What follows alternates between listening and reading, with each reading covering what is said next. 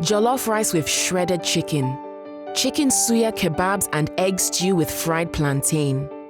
Just some of Nigeria's favorite dishes. Chicken and eggs are healthier because they are very good source of protein and they are good for my family, especially my children. I don't really buy chicken and eggs that often because of the price. It goes up and down, it's not that affordable. So you get to buy it like once or twice in a month. Just why chicken and eggs are sometimes too expensive for many families essentially boils down to this. The many thousands of poultry farmers in Nigeria have been constrained by a lack of healthy chicks and an inconsistent supply of affordable, high-quality feed to grow them. As a local poultry farmer in Nigeria, the challenges we normally face is poor quality of feed, poor quality of day-old chicks, and most times diseases. We don't have access to vet doctors. Even the ones that are available, they may not come on time. And the problem with us is once they are sick and they are not attended to immediately, we started having mortality. Helping to satisfy the demand from both farmers and consumers is Olam International, a global agribusiness that has been operating in Nigeria for nearly 30 years. Here in Kaduna State, Olam has established a state-of-the-art breeder farm and hatchery alongside a poultry feed mill to cater to the growing needs of poultry farmers in northern Nigeria. They also have a poultry feed mill at Kwara, meeting the demand of feed for the farms in southern Nigeria. Overall, these facilities have the potential to help farmers produce 8 billion eggs and 100 million kilograms of poultry meat for Nigerians every year, the equivalent of 40 eggs and half a kilogram of chicken per person. Olam's investments will primarily address three things. One, the supply gap. Two, provide farmers with enough stock. And thirdly, at competitive prices. Olam has invested around $150 million in its Nigerian poultry operations, as well as a fish feed milling operation in Ilori. The company sees huge potential for the feed industry, the farmers, and Nigeria's domestic food security, reducing reliance on imports. You know, one of the challenges we have been living with is that chicks have to be transported from one part of the country to clients in another part of the country. The chicks are tired on arrival, so they are compromised on arrival. So by the time they arrive, they're disadvantaged, if you like.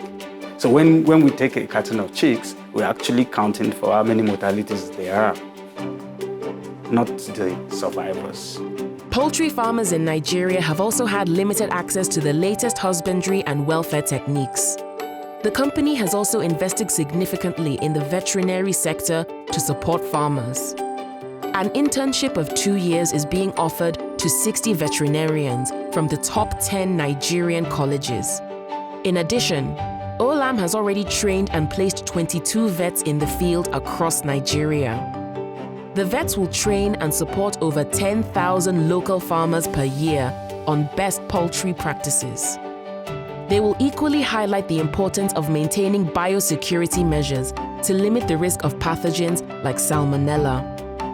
We want to help farmers cut wastage completely. We want to help them maximize efficiency of production. We want to help them produce at the lowest cost possible. My field veterinarian will go to any farmers in Nigeria who have any issue of the sick chicken. They will do the postmortem in their farm itself and decide the disease. If they are not able to diagnose the disease inside the farm, they will make necessary arrangement to send the birds to our laboratory and get proper diagnosis. The feed itself is specially formulated but competitively priced. 2 poultry feed brands are fortified with amino acids, vitamins, minerals, and feed additives, meeting national and international standards for health, safety, and quality.